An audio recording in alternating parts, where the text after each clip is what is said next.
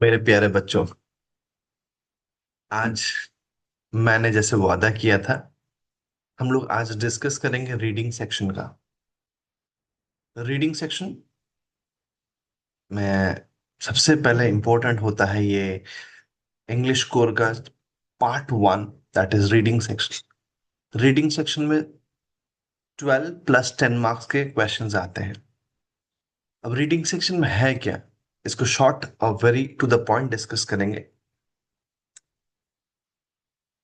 To types of passage आते हैं, एक फैक्चुअल पैसेज है, एक डिस्क्रिप्टिव पैसेज है, और वहां पे मिलेगा आपको लिटरेरी पैसेज। अक्सर ये जो फैक्चुअल पैसेजेस हैं, इसमें से एक पैसेज जो होता है, one of them kind is asked in the examination. कोई एक पूछा जाता है, फैक्चुअल पूछा जाता है। फैक्चुअल क्या है ना, हकीकत चीजों पे, जैसे कि न्यूज़पेपर से लिया गया होगा, या मैगजीन से लिया गया होगा, या ब्रोचर से होगा, किसी रेफरेंस बुक से होगा, या इंसाइक्लोपीडिया से होगा पैसेज।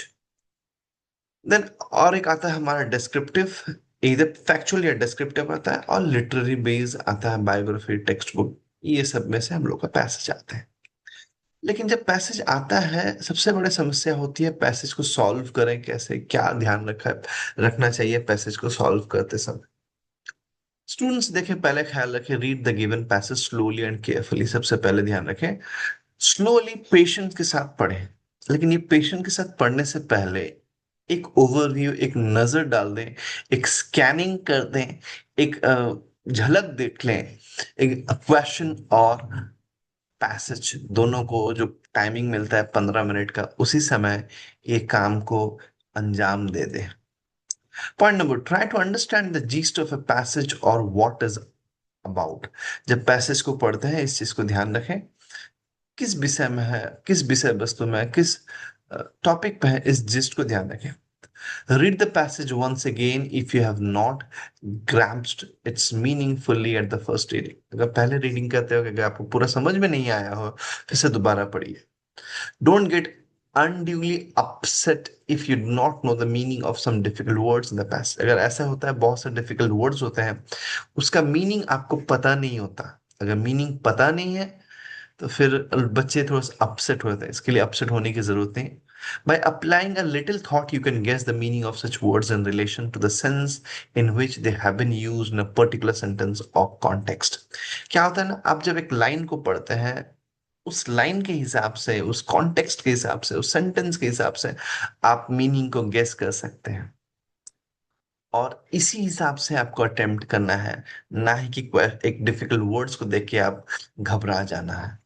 नेक्स्ट आ गया, after you grabs the passage, read the questions given below one by one. जब आप पूरा समझ जाए पैसेज को, फिर क्वेश्चन को जाए। लेकिन ये करने से पहले मैंने पहले पॉइंट बता दिया आपको कि जरूर एक दफा नजर डाल लें। Then after you have grasped the passage, read the questions given below one by one. Underline those parts of the passage which give the key or due to your answer. Line pencil का इस्तेमाल जरूर करें मेरे बच्चों, प्यारे बच्चों, pencil का इस्तेमाल करें।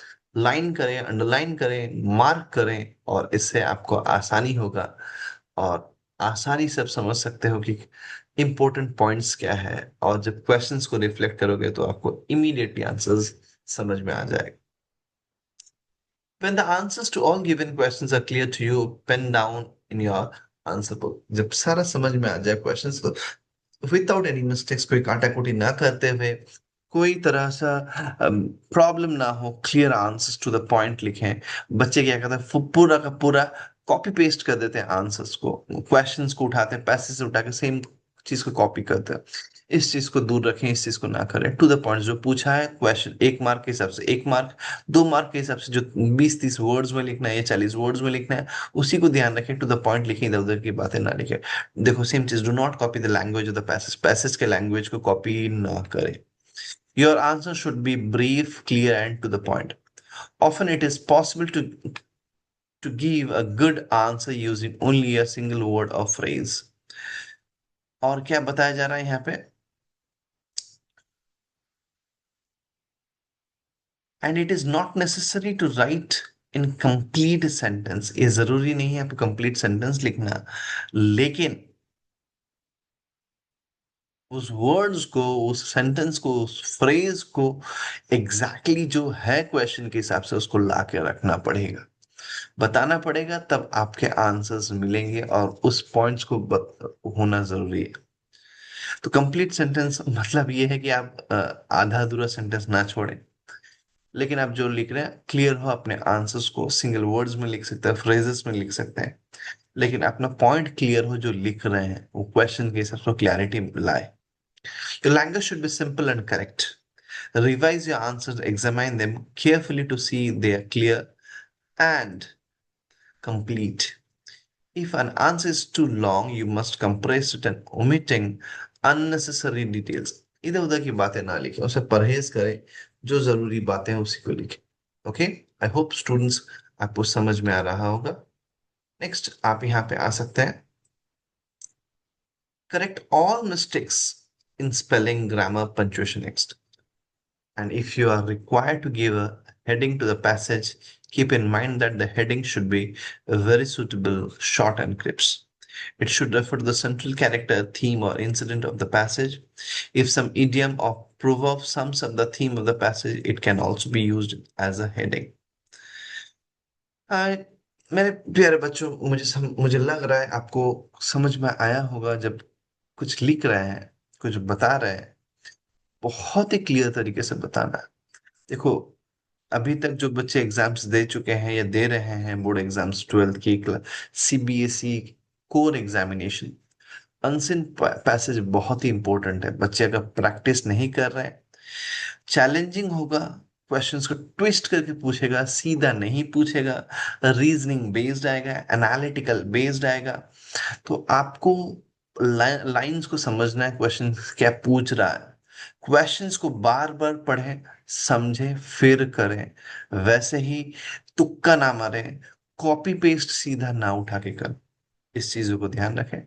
कुछ जरूरी बातें हो तो जरूर लिखें, कमेंट करें, फॉलो करें, शेयर करें, एक दूसरे बच्चों तक पहुंचाएं। जिनकी एग्जाम्स है उनके लिए जरूरी है ये पार्ट 1, अनसन पैसेज।